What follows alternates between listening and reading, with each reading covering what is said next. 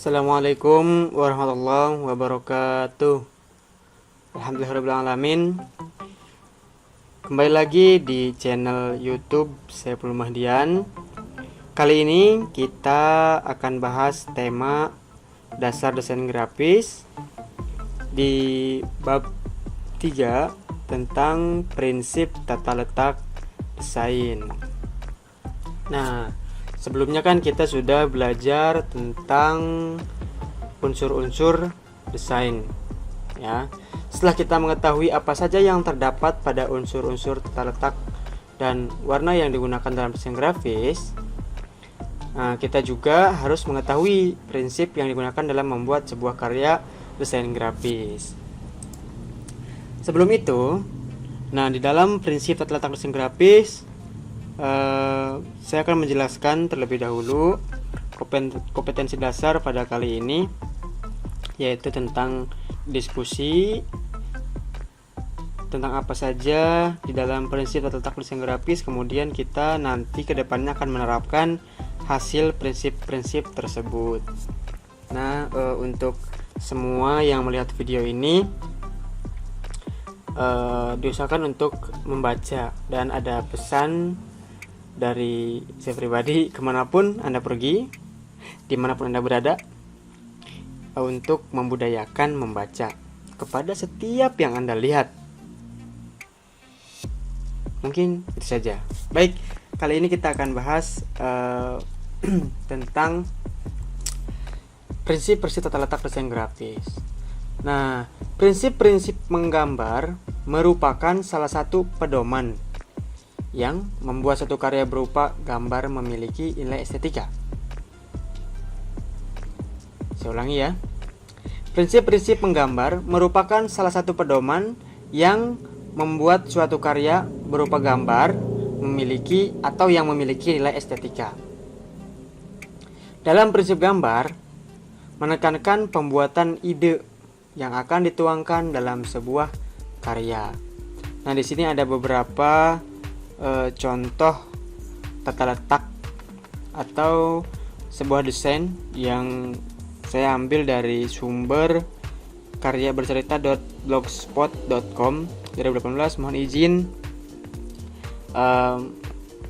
konsep layout desain komunikasi visual. Ini ada beberapa contoh dari sumber tersebut, menggambarkan kepada kita ini ada tata letak yang memang menurut saya bagus ya. Mudah-mudahan ini sebagai contoh referensi untuk kita semua. Kemudian di dalam prinsip tata letak desain itu ada apa saja sih? Mari kita pelajari prinsip tersebut satu per satu. Yang pertama ada kesatuan dan keselarasan. Kemudian yang kedua ada keseimbangan. Yang keempat proporsi. Yang kelima irama. Yang keempat ya, mohon maaf. Yang kelima penekanan. Yang keenam kontras, variety, dan repetisi.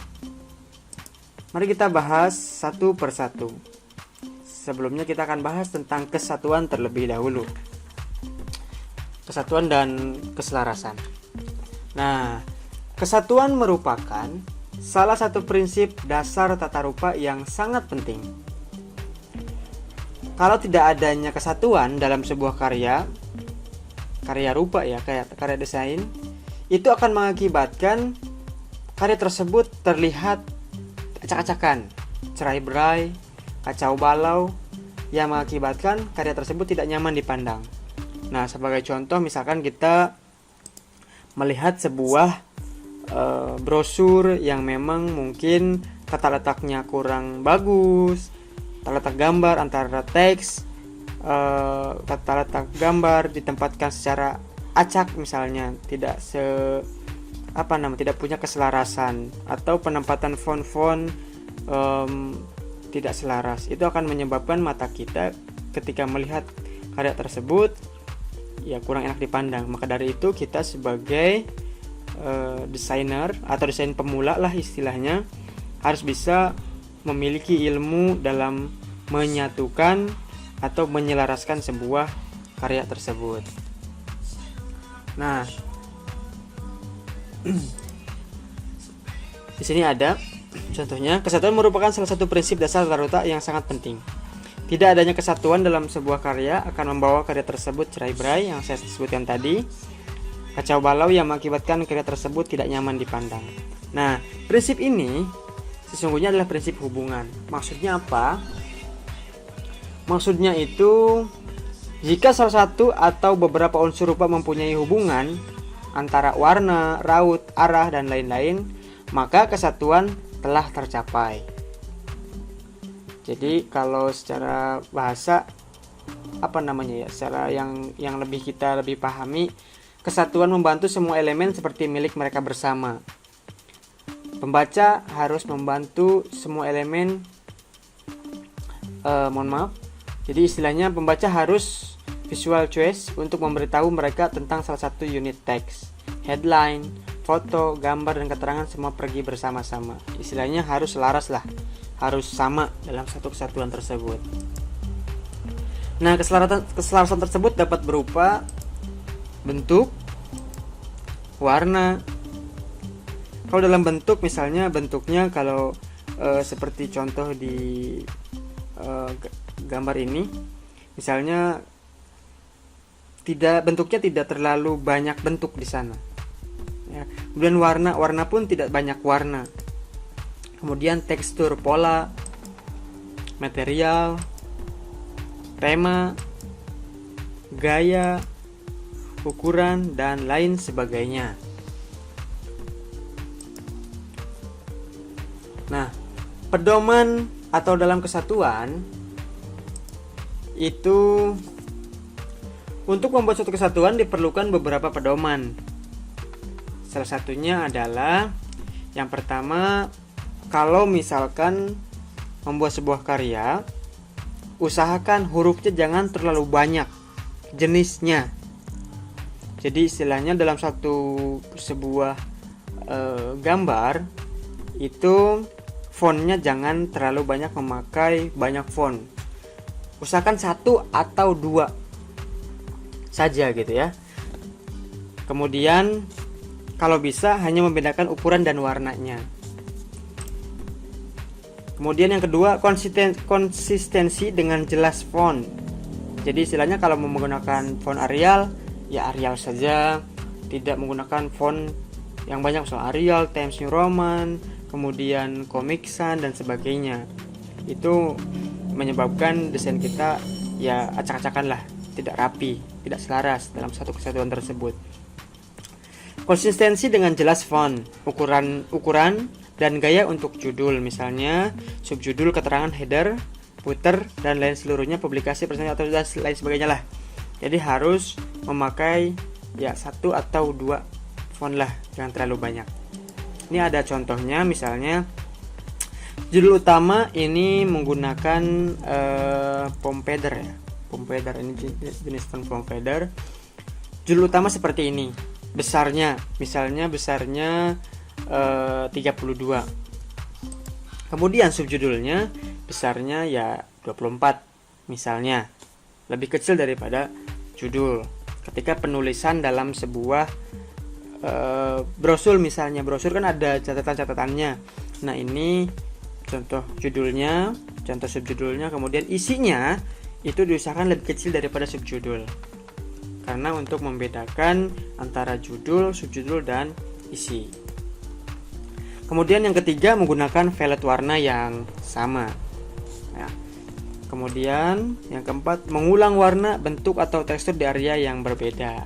Istilahnya, kalau menggunakan warna orange, ya ketika di halaman yang lain misalnya, itu gunakan lagi warna orange.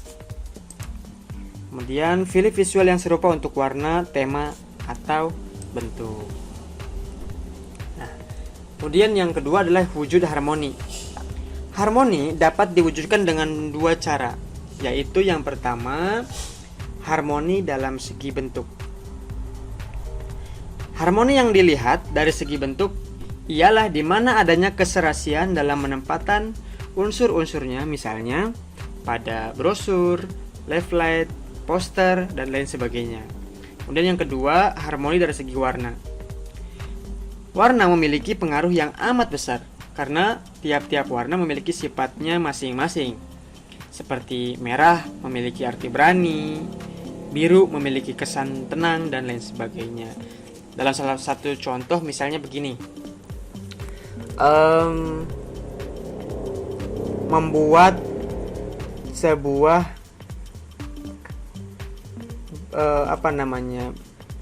banner untuk sebuah toko makanan, misalnya sebutlah chicken lah. Chicken identik misalnya karena memang mungkin biasanya kebanyakan menggunakan warna merah. Kemudian kalian ganti warna banner chicken tersebut jadi warna pink, ya, backgroundnya menggunakan warna pink, tapi tidak merah. Nah, kesan yang melihat makanan chicken tersebut ketika warna pink bagaimana? Bisa Anda bayangkan? Ini ada satu buah contoh makanan desain, ya, bukan makanan, desain. Ini satu buah contoh yang sudah dibuat. Mungkin ini ada satu keselarasan dalam segi warna, kemudian bentuk juga, ya, seperti itu. Mungkin itu adalah pembahasan tentang prinsip-prinsip tata letak bagian kesatuan. Nanti akan dibahas kembali nomor 2 di video selanjutnya. Terima kasih. Mudah-mudahan bisa bermanfaat. Tetap semangat dan mempunyai kebiasaan baru, tidak putus semangat, ya. Assalamualaikum warahmatullahi wabarakatuh.